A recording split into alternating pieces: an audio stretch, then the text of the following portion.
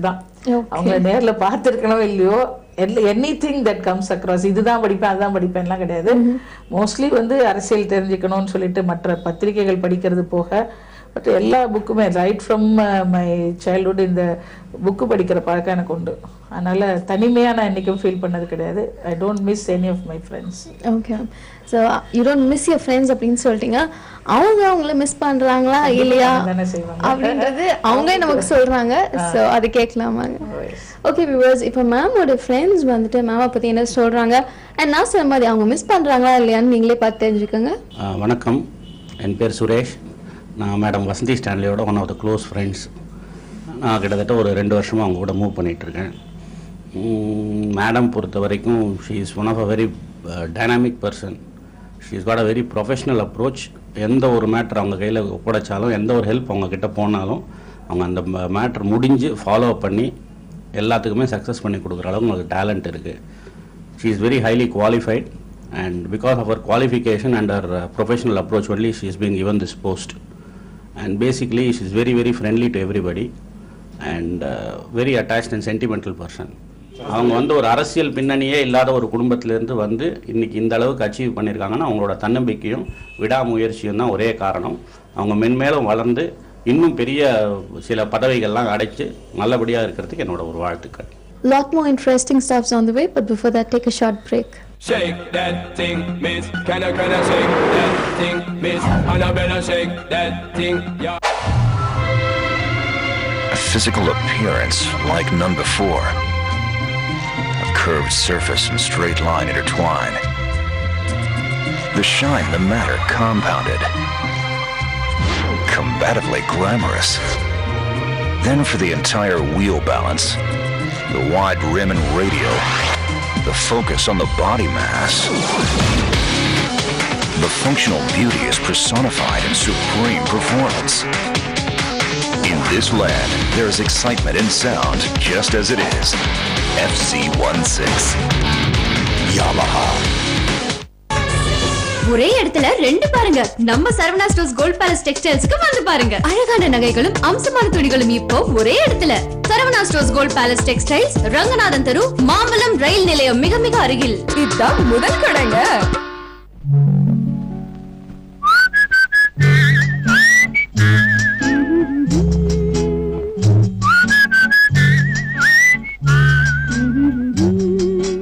பழமை என்னைக்குமே இனிமேதாங்க. நம்ம காதுகளில் தேன்மலையாய், பூந்தென்றலாய், கவிதையாய், காவியமாக பாய்கின்ற பழைய பாடலை பற்றி பேசணும்னா சொல்ல வார்த்தையில். அவை பாடல்கள் மட்டும் இல்லைங்க, பாடங்களும் கூட. வரிகளால் விழிகளை நனைய செய்து, அவள் பறந்து போனாளே, உயிரினை உருகச் செய்து, என்னை மறந்து போனாளே. உங்களுடைய பழைய நினைவுகளையும் கனவுகளையும் உங்கள் கண்முன்னே கொண்டு வரும் உங்கள் அபிமானமான கிராமபோன் நிகழ்ச்சி புத்தம்புது பொலிவுடன்.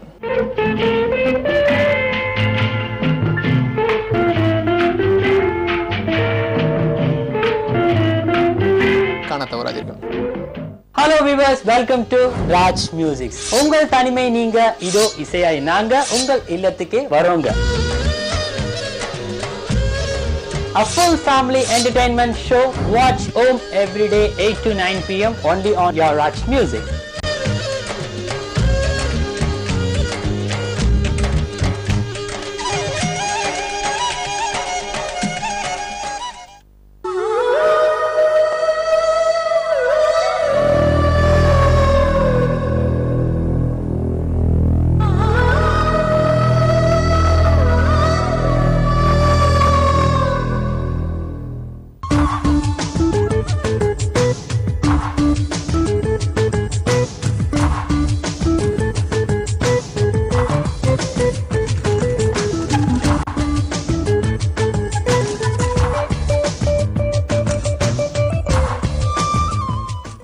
Welcome back to Mallikai viewers. மேமோட ஃப்ரெண்ட்ஸ் வந்து அவங்கள பற்றி இப்படி ஆப்டான கமெண்ட்ஸ் எல்லாம் கொடுத்தாங்கன்னு கேட்டிருப்பேங்க. அண்ட் இப்போ மேம் கிட்ட தொடர்ந்து பேசலாமாங்க? ஓகே மேம், நம்ம வந்துட்டு ஃப்ரெண்ட்ஸ் ஃபேமிலி இப்படின்னு நிறைய விஷயங்கள் பேசியாச்சு. இப்போ வந்துட்டு பொதுவான விஷயங்கள் பற்றி கொஞ்சம் பேசலாம். அது sincere in politics festival and என்ன மாற்றங்கள் வந்து நீங்கள் பெண்களை பொறுத்த அளவில் கொண்டு வரணும்னு நினைக்கிறீங்க? அது ஒரு பெண் வந்து இந்த ஜென்ரேஷனில் இப்படி தான் இருக்கணும் அப்படின்னு நீங்கள் நினைக்கிறீங்களா? இந்த ஜென்ரேஷன்ல இப்படிதான் இருக்கணும்னு இல்லை, அட்லீஸ்ட் இந்த ஜென்ரேஷன் இன்னும் மாறாம இருக்கிறாங்களேன்னு தான் ஒரு கவலை. அதாவது இப்போ அரசியல் எல்லாம் எல்லார் வாயிலும் புகுந்து புறப்பட்டு வர வார்த்தை என்னன்னு புரியுதோ புரியல 33% ரிசர்வேஷன் சொல்லிட்டு தான் இருக்கிறாங்க. ஆனா அதை வருமானு நினைச்சா பல ஆண்டு காலமாக பல கட்சிகளால பேசப்பட்டு வருதே தவிர அதுக்கு உண்டான எங்க கட்சியை விட்டுடுங்க, நான் சார்ந்திருக்கக்கூடிய திராவிட முன்னேற்ற கழகம் தலைவர் அதுக்காக எந்த அளவுக்கு இது பண்ண பொதுவா சொல்றேன், அதை அச்சீவ் பண்ணணும்னா எல்லாரோட சேர்ந்து ஒரு ஓவரால் எஃபர்ட்ஸ் வரணும். பட் அதை பண்ணும்போது பொதுவா ஆண்களோட எண்ணம் எப்படி இருக்குன்னா, என்னமோ அவங்க கையில இருக்கிறது ஏதோ விட்டு கொடுக்குற மாதிரி, அவங்க சொத்தை யாரோ எழுதி கேட்குற மாதிரி தான் ஃபீல் பண்றாங்களே தவிர இது ஒண்ணு. இன்னொன்னு பெண்கள்ல நீங்க சொல்ற மாதிரி இப்படிதான் இருக்கணும் அப்படிதான் இருக்கணுங்கிற மாதிரி இன்னும் சில அந்த கட்டுப்பாடுகள் அதெல்லாம் வச்சிருக்க தான் செய்றாங்க. இதுக்கு இந்த மாதிரி நான் கட்டுப்பாடு இருக்கக்கூடாதுன்னு சொல்றேன் அப்படிங்கிறதுக்காக that doesn't mean that women's liberation எப்படின்னா நான் என்ன வேணா செய்வேன் யாரும் கேட்கக்கூடாது, அதை நான் இதாக சொல்லலை. மற்ற எல்லா நாடுகளையும் ஒப்பிடும்போது இந்திய நாட்டில் உள்ள நம்முடைய கலாச்சாரம், குறிப்பாக தமிழ் கலாச்சாரத்தின்படி நம்ம நம்மளோட கூட்டு குடும்பங்கள், இன்னும் சொல்லப்போனால் குடும்பங்கிற அந்த கட்டுப்பாடு அது அது கட்டுப்பாடாக நான் நினைக்கல. நமக்கு ஒரு பாதுகாப்பு அது கண்டிப்பா வேணும். அது நான் நினைச்சா இருப்பேன், நினைச்சா எடுத்து போட்டுட்டு போவேன்னு நினைச்சோன்னு சொன்னாக்கா நமக்கு சொசைட்டிலே நமக்கு மதிப்பு இருக்காது. அது அந்த மாதிரியான ஒரு சுதந்திரத்தை நம்ம எண்ணி பார்க்கவும் கூடாது. கல்லூரி நாட்கள்லையும் சரி, பள்ளி நாட்கள்லையும் சரி, திருமணம் ஆனதுக்கு அப்புறமும் சரி, எனக்கு என்னோட கணவரும் சரி, என்னோட தகப்பனார், என்னோட பிரதர் எனக்கு வேணுங்கிற முழு சுதந்திரம் கொடுத்துருக்காங்க. ஆனா என்ன அப்படின்னா, I will not misuse it. அது நம்மளா தான் அந்த ஒரு செல்ஃப் கண்ட்ரோல் இது பண்ணிக்கணும். இன்னொன்று பெண்கள் கிட்ட நம்ம எதிர்பார்க்கணும்னா, பொருளாதார சுதந்திரம் வந்துடுச்சு அப்படிங்கிறதுக்காக நம்ம தவறான அந்த இதுக்கு போயிடக்கூடாது. பட் ஆனா நிறைய பேர் இது ஒரு சைட் ஆஃப் பெண்கள் சொல்றது. ஆண்கள் அவங்களுக்கு இன்னும் அந்த ஆணாதிக்க அந்த எண்ணங்கள்ல இருந்து முழுமையாக அவங்க விடுபட்டு இருக்காங்கன்னு சொல்ல முடியாது. ஒருவேளை இன்னும் ஒரு 2 ஜெனரேஷன் போனா ஒருவேளை அவங்க கிட்ட மாற்றங்கள் வருமோ என்னமோ தெரியல. வரும், வரலன்னா அவங்க தலையில திரிக்கப்படும்.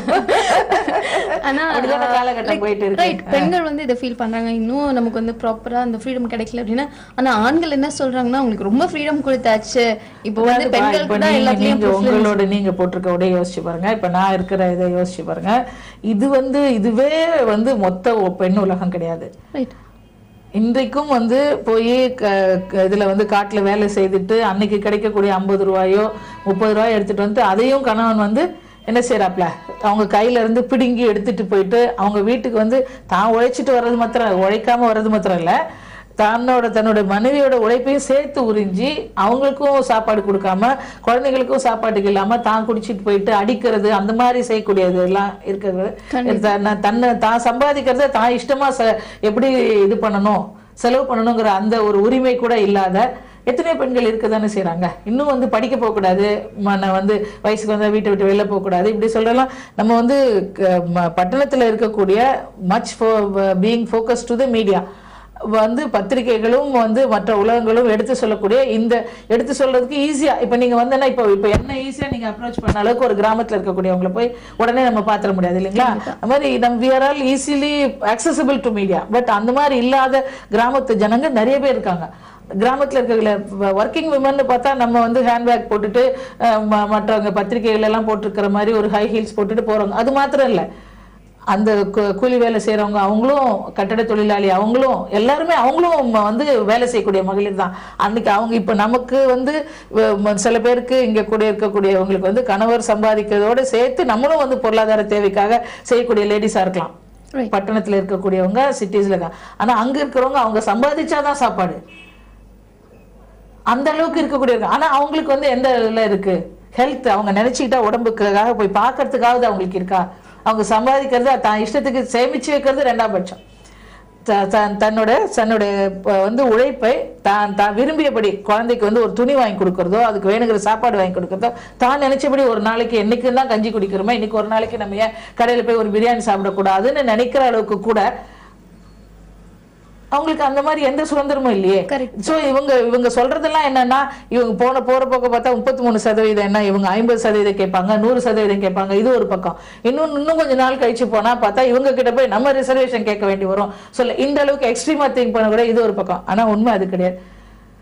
ரொம்ப மோசமா இன்னும் வந்து இந்த பட்டணத்தை மாத்திரம் சிட்டி மாத்திரம் விட்டுருங்க, இன்னும் அதுக்கு அடுத்து இருக்கக்கூடிய டவுன், அதுக்கும் கீழே இருக்கக்கூடிய கிராமத்துல இருக்கக்கூடியவங்களுக்கு பெண்களுக்கு இன்னும் வந்து அவங்களுக்கே தனக்கு கல்வி வேணும், தான் படிக்காத கல்வியை தன் பிள்ளைங்களை வந்து படிக்க வைக்கணும், அரசனுடைய இலவச இதுலையாவது திட்டத்திலாவது சேர்த்தாவது பிள்ளைங்களை படிக்க வைக்கணும் அப்படிங்கக்கூடிய அவங்களுக்கு ஒரு விழிப்புணர்வு, தான் ஹெல்த்தை பத்தி அடுத்தது தனக்கு வந்து இது வந்து தன்னுடைய குழந்தைகளுக்கு தடுப்பூசி போடுறது, அதுக்கு அடுத்து தன்னை வந்து மற்ற வியாதிகள் வந்து புற்றுநோய் அந்த மாதிரி வியாதிகள்ல இருந்து தன்னை தடுத்து கொள்ளக்கூடியது, இந்த மாதிரி விஷயங்கள். அட்லீஸ்ட் கணவன் வந்து பல இடங்கள்ல போயிட்டு ஏதாவது ஒரு நோய் எடுத்துட்டு வந்தா தன்னை அது பாதிக்காம இருக்கிறதுக்கு அவனுக்கு இருக்குதா இல்லையா, தன்னை அதை எப்படி பாதுகாக்க, இந்த மாதிரி ஒரு விஷயங்கள் கூட அவங்களுக்கு தெரியல. ஸோ அப்படிதான் விஷயங்கள் வந்துட்டு ரொம்ப தெளிவா சொல்றேங்க. அதாவது கிராமத்துல வந்துட்டு இன்னும் அவங்களுக்கு வந்து ஃப்ரீடம் இல்லை அப்படின்னு. ஸோ இதுக்கு காரணம் என்ன நினைக்கிறீங்க? லேக் ஆஃப் எஜுகேஷனா? கண்டிப்பா அதுதான் முதல்ல. ஸோ இதுக்காக கண்டிப்பாக நம்ம கவர்மெண்ட் வந்துட்டு 14 வயசு வரைக்கும் எல்லாருக்குமே ஃப்ரீ எஜுகேஷன் கொடுக்குறாங்க. ஆனால் இதை பற்றி கூட தெரியாத அளவுக்கு மக்கள் இன்னும் இருக்காங்க, ரொம்ப இல்லிட்ரேட்டாக இருக்காங்க. அதாவது பொதுவாக என்ன நடக்குது, சொசைட்டியில் என்ன ப்ரொவைட் பண்ணுறாங்கன்னு கூட தெரியாத அளவுக்கு இருக்காங்க. ஸோ இவ்வளோ விஷயங்களும் தெரிஞ்சிருக்கீங்க. அண்ட் இதுக்கு நீங்கள் என்ன செய்யலாம்னு நினைக்கிறீங்க? அதாவது ஒரு ஆளா ஒரு வசந்தி ஸ்டான்லியால இதை செய்ய முடியாது. அரசாங்கம் செய்யக்கூடியதை வந்து அரசாங்கத்தால வந்து திட்டங்கள் தான் தீட்ட முடியும். சட்டங்கள் போடலாம், திட்டங்கள் தீட்டலாம். அது போய் இவங்க கிட்ட வந்து மக்கள் கிட்ட போய் சென்றடையணும் அப்படின்னு சொன்னா அதிகாரிகளால் மாற்ற முடியாது. இன்றைக்கு வந்து பல சுயநிதி குழுக்கள் உருவாக்கி இருக்கிறத 1989 வந்து இன்றைய தமிழக முதல்வர் தான் அதை தொடங்கி வச்சாங்க. இன்னைக்கு உங்களுக்கு தெரியும் பல லட்சக்கணக்கான சுயநிதி குழுக்கள் வந்திருக்குது. ஒரு விழிப்புணர்வு இப்பதான் just like it is starting, விடியல் மாதிரி தெரியுது. இப்பதான் கொஞ்சம் கொஞ்சம் வந்து அவங்க பணத்தை வந்து சேமிச்சு வைக்கவும், அதுல இருந்தே அவங்க ஒரு கடன் எடுத்துக்கவும், பெண்கள் வந்து எப்போ வந்து அவங்க வந்து பொருளாதார ரீதியாக அவங்க சுதந்திரம் பெற்று தன்னால இருக்க முடியுதோ அப்பதான் அவங்களால என்ன செய்ய முடியும், மற்ற சுதந்திரத்தை பத்தி யோசிக்க முடியுங்கிறத தெரிஞ்சுதான் வந்து தமிழக முதல்ல இந்த திட்டத்தை தீட்டினாங்க. இன்றைக்கு அது வந்து ரொம்ப நல்ல அளவுல உள்ளாட்சித்துறை அமைச்சர் அவர்களாலும் ரொம்ப அருமையா நம்ம இதுல வந்து இது பண்ணிட்டு இருக்காங்க. இந்த திட்டங்கள் வந்து இது போக இப்ப வந்து தன்னார்வ தொண்டு நிறுவனங்கள் போய் அவங்க கிட்ட கொண்டு போய் சேர்க்கணும். அதை போய் எடுத்துட்டு போய் சேர்த்தாங்க அப்படின்னு சொன்னா சில 1-2 வேணா வந்து அங்கங்க குறைபாடு இருக்காங்க, மற்றபடி பொதுவாக தன்னார்வ தொண்டு நிறுவனங்கள் ரொம்ப நல்லா சிறப்பா செயல்பட்டு இருக்காங்க. அவங்க இந்த சுயநிதி குழுக்களை இணைச்சு அது போகவும் அவங்களாவே நேரடியாக போய் அவங்ககிட்ட போய் அது போக இந்த கல்லூரிகளில் படிக்கக்கூடியவங்க அவங்களோட தன்னுடைய ஃப்ரீயா இருக்கக்கூடிய நேரங்களில் ஒரு இதுல வந்து ஹெல்த் மினிஸ்ட்ரியில இருந்து நீங்க கண்டிப்பா போய் கிராமத்துல போய் நீங்க சர்வ் பண்ணி தான் ஆகணும்னு சொல்ல அதுக்கு கொடி பிடிக்க இப்படி இருக்கிறத விட அவங்களாகவே போய் ஐயோ நம்மள வந்து ஒரு அங்கம் இந்த இதுல இருக்கவங்க தமிழகத்துல இருக்கக்கூடிய கிராமத்துல இருக்கக்கூடிய எப்ப வந்து ஒரு கிராமத்தை பத்தி காந்தியடிகளா நிறைய பேசினாங்க. நம்ம ஊர்ல இருக்கிற மதுரைக்கு வந்த பிறகுதான் அவர் வந்து இந்த அரை நிர்வாண கோலம் பக்கிரின்னு சொல்லி அவர் ஃபாரின் கண்ட்ரிஸ் போகும்போது அவரை கேலி பண்ணாங்க, கிண்டல் பண்ணாங்க. ஆனா அவர் எதனால இந்த ட்ரெஸ்ஸை முதல்ல போட்டாருன்னா மதுரைக்கு வந்த பிறகுதான் இந்த ஒரு இடுப்புக்கு கீழே வெட்டி மேல துண்டு மொத்தம் போட்டிருக்கக்கூடிய இந்த விவசாயிகளுக்கு வந்து இவங்களுக்கு என்றைக்கு ஒரு முழு சுதந்திரம் கிடைக்குதோ அப்ப நான் வந்து முழுசா போட்டா போதும்னு சொல்லி காந்திஜி தீர்மானம் பண்ணதே அப்பதான். சோ அந்த கிராமத்துல இருக்கவங்களுக்கு அந்த விழிப்புணர்வு, நாட் ஓன்லி பெண்கள் ஆண்களுக்கும் சேர்த்து நீ இந்த மாதிரி பண்றது தப்புங்கிறது அவங்களுக்கு தெரியணும்ல. உன்னோட மனைவியோட உழைப்பை நீ உறிஞ்சணும்னு நினைக்கிறது தப்பு அப்படின்னு தெரியணும்ல. ஸோ 2 பேருக்குமே சேர்த்து ஒரு ஓரியன்டா ஒரு ப்ரோக்ராம் பண்ணி அதை வந்து அவங்க கிட்ட கொண்டு சேர்க்க முடியும்னாக்கா தன்னார்வ தொண்டு நிறுவனங்களால தான் பண்ண முடியும். அது போக இளைஞர்கள், கல்லூரியில படிக்கக்கூடிய மாணவ மாணவிகள் அவங்க கூட இந்த NSS அவங்க இவன்னு சொல்லிட்டு ஒரு கல்லூரியும் ஒரு கிராமத்தை தத்தெடுத்தாலே வேற ஒண்ணுமே செய்ய வேண்டாம். இன் நோ டைம் நம்ம தேவைப்பட்ட நம்ம கனவு காணக்கூடிய அந்த விழிப்புணர்வு உறுதியா வந்துடும். Okay ma'am. அண்ட் ஆக்சுவலாக என்னோட அடுத்த கொஸ்டின் இதாக இருந்தது, அதுக்கு நீங்களே ஒரு ஆப்டான லீட் கொடுத்தீங்க. 2020 அது வந்துட்டு இந்தியாவே ரொம்ப முன்னேற்றம் அடைஞ்சிட்டு ஒரு டெவலப் கண்ட்ரி ஆகிடும் அப்படின்ற ஒரு தாட் வந்து அப்துல் கலாம் அவர்கள் சொல்லியிருக்காங்க. ஸோ இந்த கான்செப்டை பற்றி நீங்கள் என்ன நினைக்கிறீங்க? இதுக்கு பெண்கள்னாலும் சரி இளைஞர்கள்னாலும் சரி எவ்வளோ தூரத்துக்கு முன் வந்து உழைக்கணும்னு நீங்கள் நினைக்கிறீங்க? உறுதியாக 2020 நம்முடைய இந்தியா ஒரு மிகப்பெரிய ஒரு வலிமை வாய்ந்த நாடாக இருக்கும் என்பதில் எந்த விதமான சந்தேகமும் இல்லை. அதற்குரியான சரியான பாதையில் தான் நம்ம போயிட்டு இருக்கிறோம். நம்முடைய அரசாங்கமும் சரி மற்ற மக்களும் சரி எங்கிட்ட எனக்கு ரொம்ப பிடிச்சது என்னன்னா எப்பயுமே I am always positive. I am never negative. நான் யார்கிட்டையும் நான் அந்த வந்து நெகட்டிவ் தாட்ஸை நான் போட்டதும் கிடையாது, பண்ண கிடையாது. நம்ம குறிப்பாக நம்மளுடைய இந்தியாவை பற்றி பொறுத்து பார்க்கும்போது அங்கே பாராளுமன்றத்துலையும் பார்க்குறேன், ரொம்ப சின்ன வயசில் வரக்கூடிய வந்து பாராளுமன்ற உறுப்பினர்கள் நிறைய பேர் இருக்கிறாங்க. இப்போ நாட்டை வழிநடத்தக்கூடிய நிறைய தலைவர்கள் உருவாகி கொண்டு இருக்கிறாங்க. அதனால வந்து நிச்சயமா நமக்கு வந்து 2020 நல்லா இருக்கும். இப்போ நம்ம என்ன சொல்றது, நம்மளாவே ஒரு உருவாக்குன வந்து சந்திராயன் நம்ம இந்த வரக்கூடிய 22 அக்டோபர் 22 நம்ம அனுப்ப போறோம். அணு ஆயுத இதுல இருந்தும் சரி மற்ற எல்லா விதத்திலையும் இந்த ஒப்பந்தம் போடுறதுனால இப்போ நம்ம வந்து இப்போ நம்ம தமிழகத்துல மின்வெட்டு இருக்குன்னு சொல்றோம் இல்லைங்களா. ஒரு என்ன சொல்றது 2 மணி நேரம் சொல்லி இப்போ 6 மணி நேரம் அப்படி ஆயிட்டு இருக்கு இல்லைங்களா. இதுவே வந்து இப்போ நம்ம இயற்கை சார்ந்த காற்றையும் மழையையும் மாத்திரம் நம்ம நம்பி இருந்தோம்னு சொன்னா வருங்காலத்துல 12 மணி நேரம் கூட நமக்கு வந்து கட்டுவதற்கு சான்சஸ் இருக்கு. அதே போல எரிபொருள்களை சார்ந்திருந்தோம்னு வச்சுக்கோங்களேன், எவ்வளவு நாளைக்கு வந்து தோண்டி தோண்டி எடுத்துட்டே இருக்க முடியும்? நிலக்கரி பூமி எவ்வளவு இருக்குதோ அதுதானே கொடுக்க முடியும். ஸோ அணு சக்தியை நம்ம வந்து உபயோகித்து மின் சக்தியை உருவாக்கக்கூடிய அதுக்கு தான் இந்த அணு ஆயுத ஒப்பந்தம். இப்போ நாட்டை ஆளக்கூடிய அரசாங்கம் வந்து நாங்க வந்து ஒரு ஓட்டெடுப்புக்கு தயாரா, ஒருவேளை என் கவர்மெண்ட் போனாலும் பரவாயில்ல, நான் இந்த அணு ஆயுத ஒப்பந்தத்தை நான் கையெழுத்து போடுறேங்கிற அளவுக்கு துணிஞ்சு வந்திருக்காங்க. அதுக்கு வந்து நம்முடைய நாட்டை ஆளக்கூடிய முதல்வர் முதற்கொண்டு எல்லாரும் அதுக்கு சப்போர்ட் பண்ணிருக்கிறாங்கன்னு சொன்னா அதுல ஒரு அர்த்தம் இல்லாம இல்லை. இதை வந்து மற்ற இதுக்கு முன்னால இருக்க அரசாங்கங்களும் சேர்ந்துதான் பண்ணாங்க. ஆனா அவங்க வந்து அதுக்குண்டான கிரெடிட்டை கூட எடுத்துக்கிறதுக்கு தயாரா இல்லை.